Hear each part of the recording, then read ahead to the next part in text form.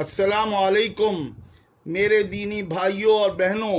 शाबान की 15 तारीख, जिसे हमारे मुल्कों में आम तौर पर शब बारात कहा जाता है, आज उसके बारे में हम हदीसों में क्या है और क्या बिदात हो रही हैं उसके बारे में बात करेंगे।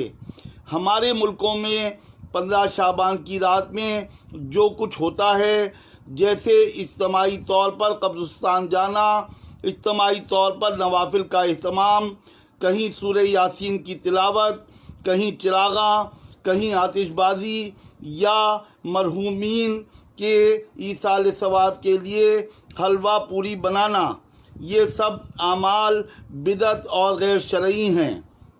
इन सब बिदात से हटकर माह शाबान की जो अहमियत है, इसके बारे में उम्मुल मोमिनीन सैयद आयशा रज़ियल्लाहु ताला अन्हा फरमाती हैं, रसूल अकरम सल्लल्लाहु अलैहि वसल्लम रमज़ान के अलावा सबसे ज़्यादा रोज़े शाबान के महीने में रखा करते थे।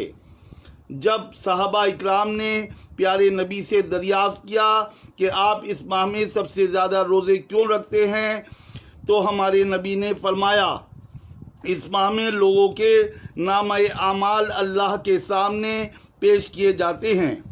मैं चाहता हूँ कि जब मेरा नामे आमाल रब्बे करीम के सामने पेश हो तो मैं रोज़े से हूँ। इस रिवायत से शाबान के महीने में कसरत से रोज़े रखने की फजीलत मालूम होती है। एक और जगह नबी करीम सल्लल्लाहु अलैहि वसल्लम ने फरमाया कि अल्लाह निस्फ शाबान की शब में अपनी मखलूक की तरफ तवज्जो फरमाता है और तमाम मखलूक की मग़फ़िरत फरमा देता है, सिवाय मुशरिक और कीना रखने वाले के। अगर हम मग़फ़िरत चाहते हैं तो दिलों से कीने या बुग़्ज़ को निकालना होगा और शिर्क को हर हाल में छोड़ना होगा। रोज़ों के अलावा रसूल अकरम सल्लल्लाहु अलैहि वसल्लम ने और कोई ख़ास इबादत इस माह में नहीं की।